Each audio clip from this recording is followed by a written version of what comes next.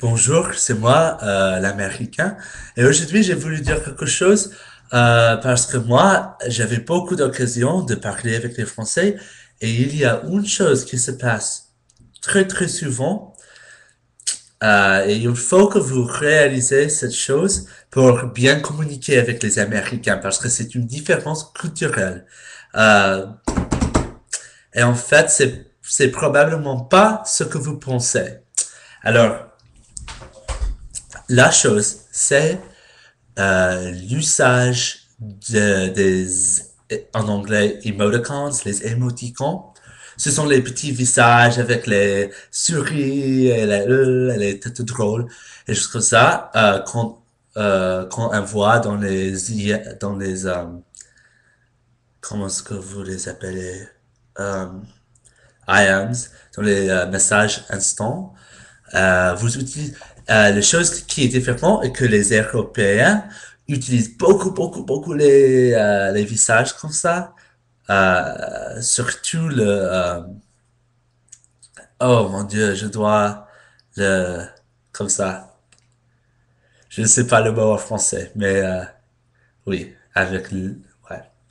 Euh, Vous utilisez ces visages souvent, mais ici aux États-Unis, c'est un peu étrange d'utiliser ces visages. Pas toujours, mais par exemple, il veut, il veut dire les choses différentes. Par exemple, si j'écris un, encore, je sais pas le mot, mais dans un email ou dans un SMS ou quelque chose comme ça, ça a l'air que, ça indique que je drague quelqu'un. Si je t'écris, quelque chose, et puis ça veut dire que j'essaie de te draguer, que je cherche quelque chose d'amoureuse. Et, alors, c'est très très rare pour les hommes hétérosexuels de s'envoyer les visages comme ça. Même les souris, c'est bizarre. Alors, par exemple, moi, j'avais un prof de mathématiques et il était italien et je l'ai écrit un email et il m'a euh, répondu avec quelque chose et il a inclus beaucoup de visages comme ça et comme ça. Et moi, vraiment, honnêtement, excuse-moi, j'ai pensé qu'il essayait de me draguer, et c'était très bizarre. Mais en fait, ce n'était pas le cas.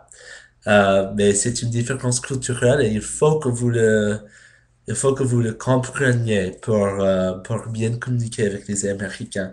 Parce que, je sais pas, on va penser quelque chose que vous ne voulez pas qu'on pense. Ok.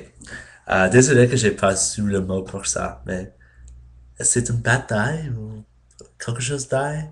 J'oublie. Mais merci. Et je vais faire une autre vidéo sur les erreurs vocales quand on parle anglais, que j'entends souvent des francophones. Merci.